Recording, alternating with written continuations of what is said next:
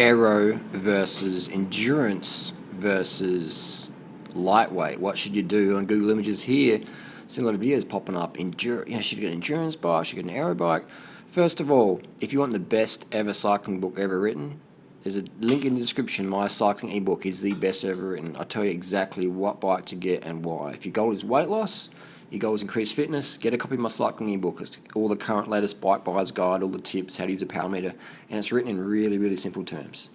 Let's get stuck into the video. So Aero road bike, 100% fucking a gimmick. I mean, it's a gimmick, man. The brakes are shit normally, the ride is stiff and harsh, and it's got some wanky seat post. What bike have we got here? What bike is this? This is a CAD design. Let's get a real bike. Scott foil. These aren't too bad actually, because the brakes actually do work. They're Durace brakes, and they're not too bad. The Scott foil, I wouldn't really call it an aero bike. It's pretty functional. What have we got here? Felt has front brake okay, but there's brakes under here, they're shit. And these seat posts, if you've got a problem with them, you sort of proprietary seat posts, pain in the ass. Heavy. The Boardman. These Forks brakes are just fucking pain in the ass. If you fuck them up, they're just terrible. Again, that sort of wanky seat post, an issue. BMC, my personal distaste favourite, they make their bikes, you got a problem with that seat post, they're just pain in the fucking ass. They're heavy and they're sloppy and they're hard to ride. The Cervelos aren't too bad. I've had a couple. I just keep breaking Cervelos, so I don't really run them anymore. But not too bad, but overpriced for what they are. Let's have a look at the Ridley. These brakes, shocking.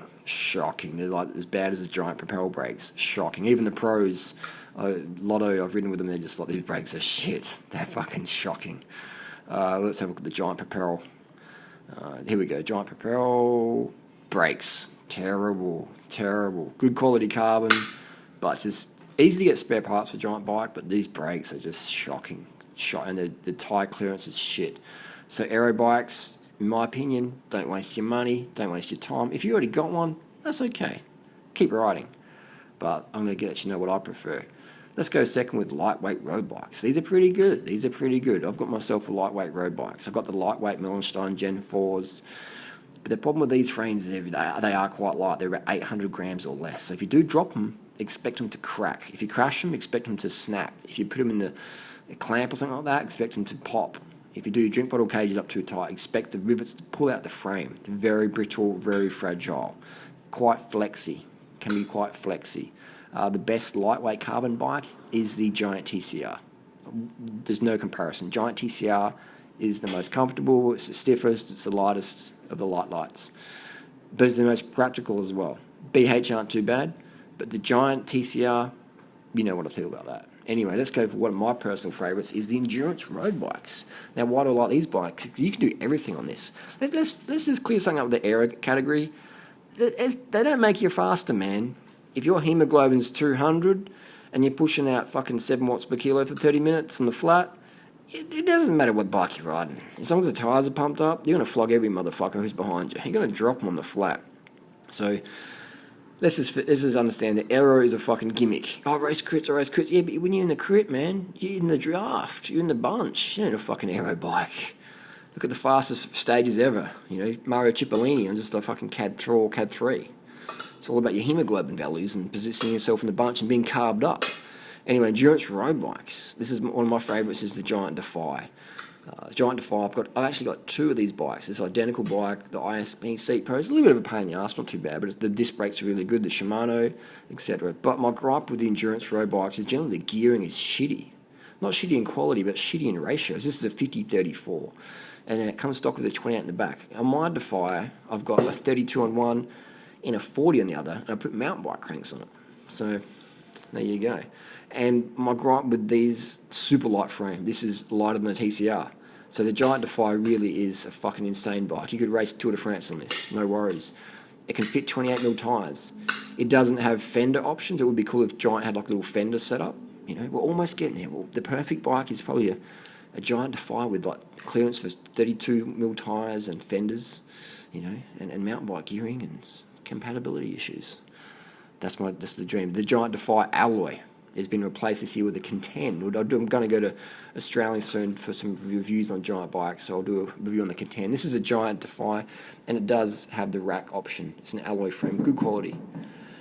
So this is what I recommend. And they've got the Specialized Diverge, another Durianrider favourite. It's also my buyer's guide. The Specialized Diverge, great bike. It has rack options. It has fender options. It's a more upright geometry, so you can still slam the stem and race crits on it.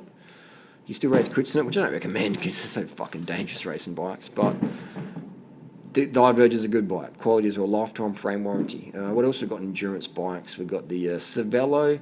Again, not a bad bike. Decent tyre clearance, but quite overpriced for what they are. Quite overpriced. What else we got in the endurance range? The Trek Domano is pretty good. The SLR. That's Freely's bike. That's exactly what Freely Banana's girl's got. She's got a 40 cassette in the back. So my gripe, the endurance bikes, is the companies don't spec them with proper venture gearing. You should be able to go up any hill you want and not be grinding. This is Trek Domano, also made by Giant. They're in Taiwan. Nice bike as well. And the SLR is another favourite of mine because they can have big tyres on there, 32mm tyres or 28s with fenders. So my pick of the bunch is the endurance road bikes because you can do everything on them. You can race crits on them. You can do everything on them.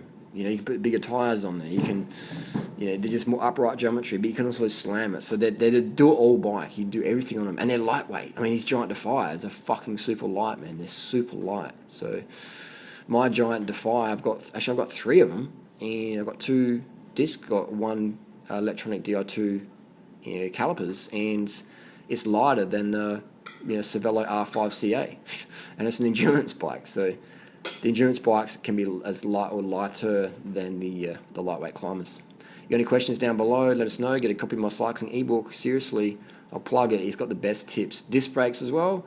I do recommend discs. Discs aren't essential, but if you're a female rider, got small hands, the hydraulic discs are exceptional, and I would highly recommend them. Highly recommend them.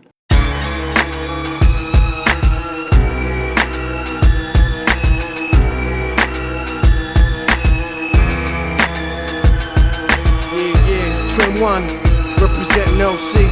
Going with my boy Delta. Mark B on the track, Prowler, Motions. Let's do this shit. Your end is near, my pen's feed across the land. And on the script, uncut bricks of contraband. My understand's intact, yours is tattered. I rap like I'm trap scratching.